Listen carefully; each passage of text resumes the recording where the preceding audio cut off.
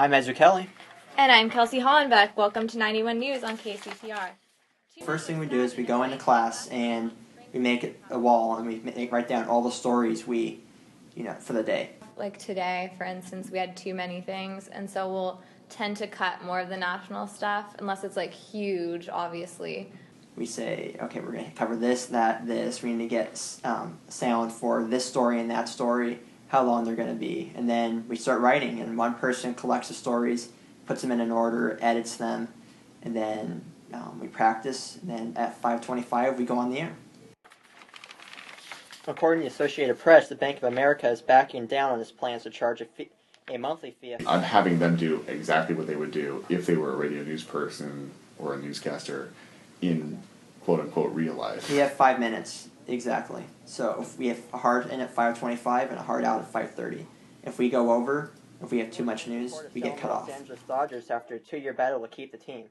According to the LA Times, it's so quick though, you don't really have much time to get super creative because it's 20 seconds. It's 4 lines, 5 lines of type. It's just been kind of hectic in there sometimes because I think right now only one microphone works. And so we're kind of bouncing around. Everyone's pushing each other out of the way, so we're not all talking at once. And the papers are everywhere. But I like it, and I'm glad we have to do it for this because I don't think as a PR student we would have necessarily had the opportunity. 5-year-old Thomas Yanez. And I think it would be a disservice to the students not to use that or not to utilize that. We've got that radio station right here. That's something that they could do in the future. Obviously, radio newscasts have a long history, both at Cal Poly and outside of Cal Poly, and so to not utilize that resource, I think, would be sort of shortchanging the students. The Dodger Stadium, and surrounding parking lot. I guess we're the first ones to do radio in a while, so. Someone came in from KCPR, an alumni, and talked to us about what it used to be, how it, what used to be great, and so he said, I want you guys to start trying to figure it out. I think everybody really should have the opportunity to know exactly what goes into a radio newscast and to feel what that feels like to be on the air, to actually have to anchor the radio newscast too. 56th minute.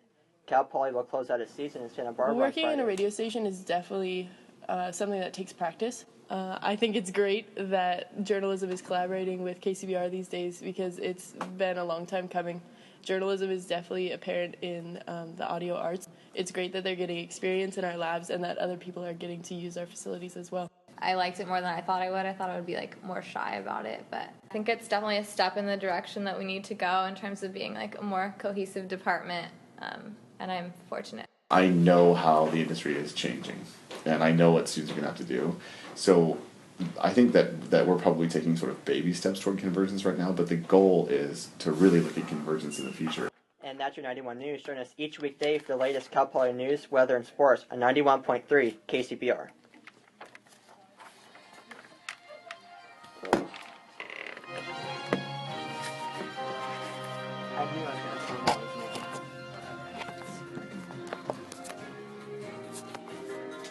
me. Yep.